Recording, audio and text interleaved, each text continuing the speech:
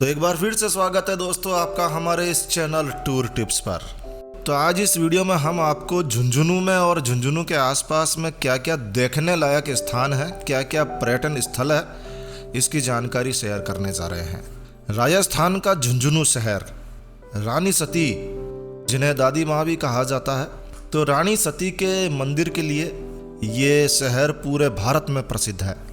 लेकिन यदि आप रानी सती मंदिर दर्शनों के लिए, दादी माँ के दर्शनों के लिए झुंझुनू आ रहे हैं, एक लंबे सफ़र के बाद में यदि आप झुंझुनू पहुँच रहे हैं, तो निश्चित ही आपके मन में यह भी होगा कि भाई झुंझुनू में हम और क्या क्या देख सकते हैं, झुंझुनू में और क्या क्या दर्शनीय स्थान है, या फिर झुंझुनू के आसपास में हम कहाँ जा सकते हैं।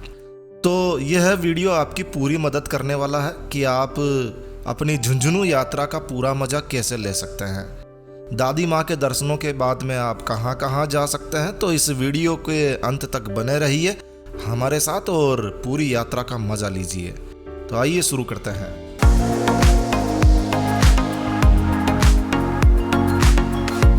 तो अब झुंझुनू जा रहे हैं, तो इसके बारे में, इस शहर के बारे में थोड़ी जानकारी होना जरूरी है। देखिए, झुंझुनू शहर राजस्थान का एक जिला भी है। यदि हम इसके इतिहास की बात करें तो इसका बहुत ही प्राचीन और रोचक इतिहास है।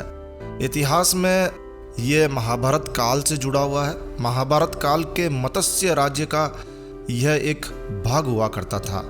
यह भी माना जाता है कि ये वही स्थान है जहाँ कभी पांडवों ने अपने अज्ञातवास को बिताया था। उन्होंने अपने अज्ञातवास के समय राजा विराट की राज्यसभा में विभिन्न किरदारों में, विभिन्न रूपों में कार्य किए, और राजा विराट के पास जाने से पहले उन्होंने अपने अस्त्र शस्त्र यहीं झुंझुनू में छिपाए थे। तो जाहिर सी बात है, ये शहर कोई नया शहर नहीं है, इसका इतिहास बहुत पुराना है। अब यदि यहाँ के स्थानीय दर्शनीय स्थानों की बात करें तो सबसे पहले, सबसे ऊपर रानी सती माँ का मंदिर ही आएगा। और वैसे भी आप रानी सती मंदिर के लिए ही यहाँ आए हैं, तो रानी सती मंदिर इस शहर का सबसे प्रसिद्ध, सर्वाधिक लोकप्रिय दर्शनीय स्थान है, जहाँ संपूर्ण भारत से दादी माँ के भक्त, धार्मिक आस्था लिए लोग यहाँ दादी माँ के दर्शनों के लिए, यानी कि रानी सती के दर्शनों के लिए यहाँ आते हैं।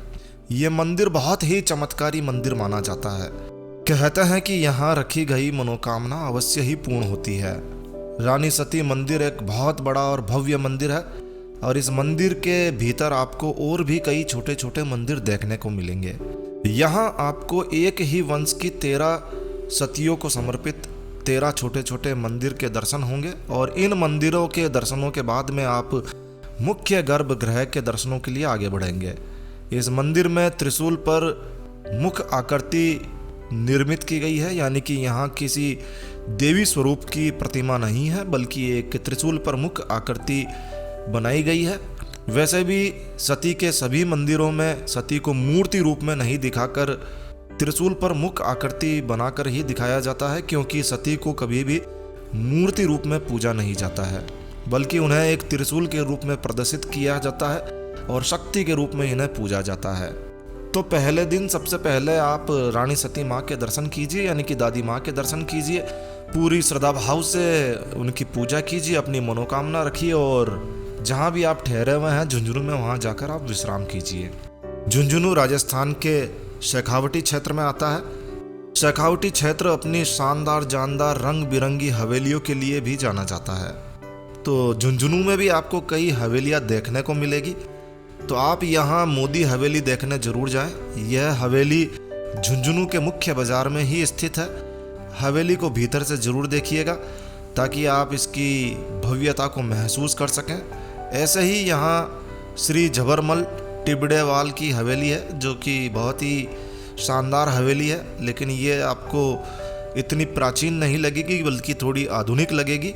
अब टिबड़ेवाल जो है वो झुंझुनू के एक बड़े व्यापारी का नाम है, बड़े व्यापारी परिवार का नाम है, और यह हवेली उनके नाम से ही प्रसिद्ध है।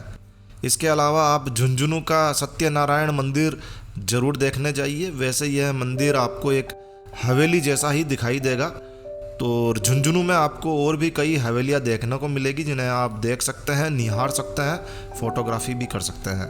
तो आप झुंझुनू को हवेलियों का शहर भी कह सकते हैं। इनमें से आप मीरा अंबिका भवन या मीरा अंबिका हवेली देखने जरूर जाइएगा। झुंझुनू में एक पथरीली पहाड़ी के ऊपर शिव जी की पुत्री शिवपुत्री मनसा देवी का एक छोटा सा मंदिर है। मनसा देवी सभी मनोकामनाओं को पूरा करने वाली देवी मानी जाती है और मनसा देवी के मंदिर वैसे भी बहुत ही कम स्थानों पर देखने को मिलता है।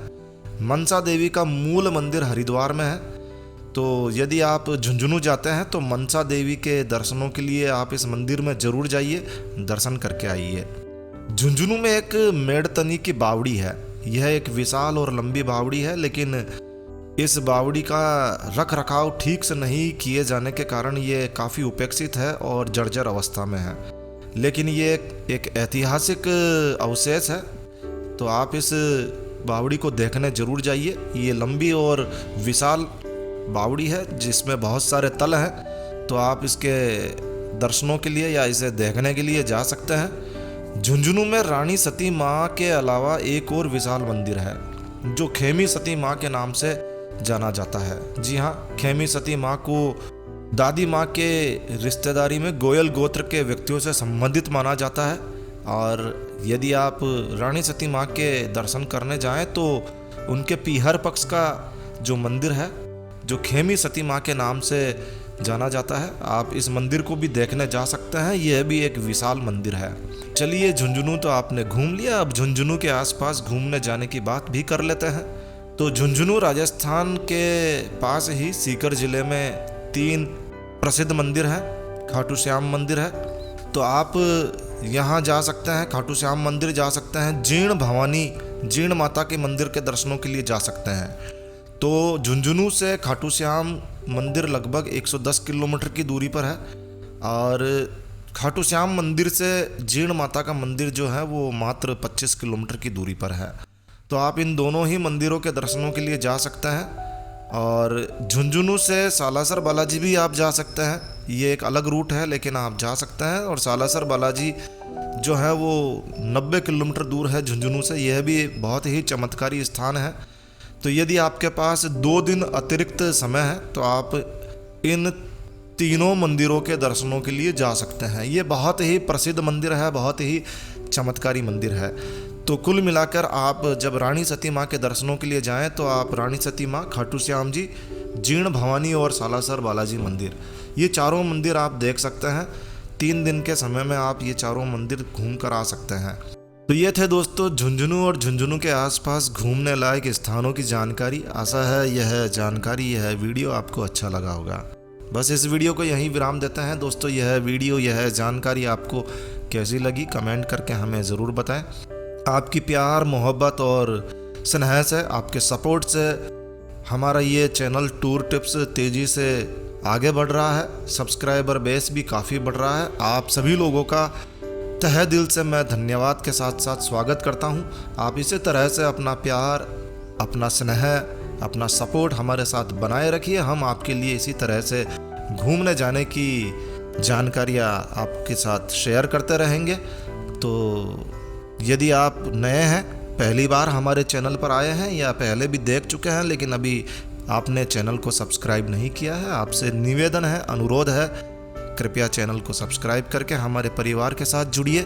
तो अभी सब्सक्राइब के लाल बटन पर क्लिक करके चैनल सब्सक्राइब कर लीजिए। तो एक नया वीडियो, एक नई जानकारी लेकर मैं आपका दोस्त नरेंद्र अग्रवाल फिर मिलूंगा। तब तक के लिए stay healthy, stay happy. Thank you for watching my video. Thanks. जय श्री राम, जय हनुमान, जय दादी माँ।